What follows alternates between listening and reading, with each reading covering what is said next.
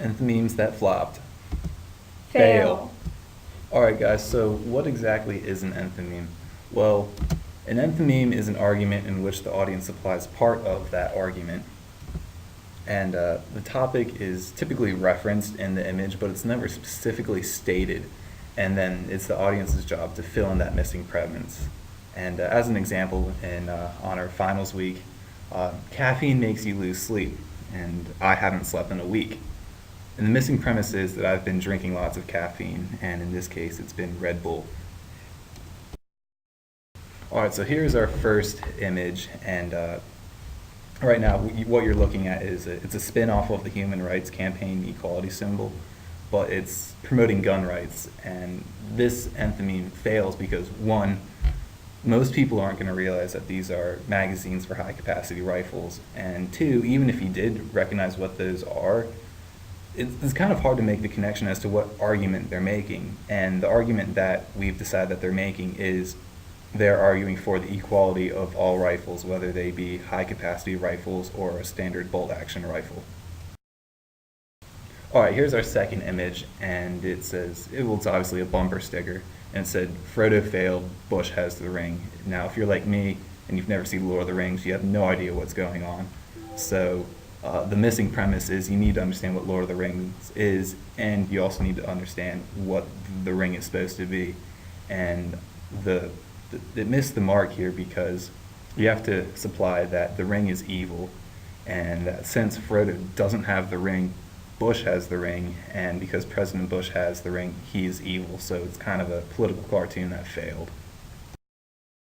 Alright, here is our next one, and it's the word slavery, but the V has been replaced with the Nike swoosh.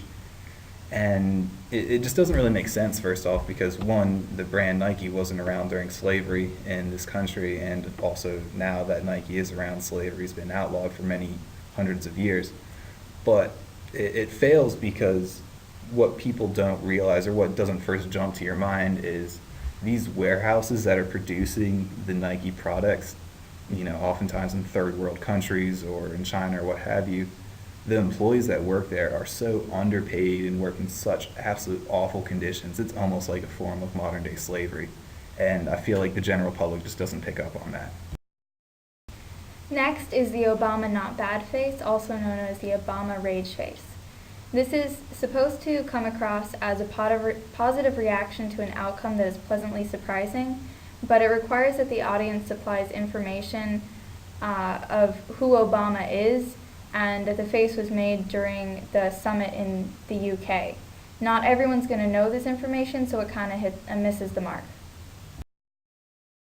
Next is a picture of Lincoln in a TV, and it has text around it, which is trying to advertise against smear campaigns, but this kind of misses the mark because people need to know that the American government tends towards smear campaigns, but it also requires the audience to know that Lincoln's presidency was not a smear campaign, and why not.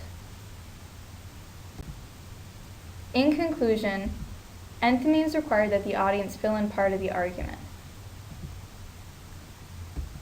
Sometimes the image requires the audience to supply too much information or information that's not commonly known. This causes the argument to fail in conveying its topic to the audience, thus the argument fails.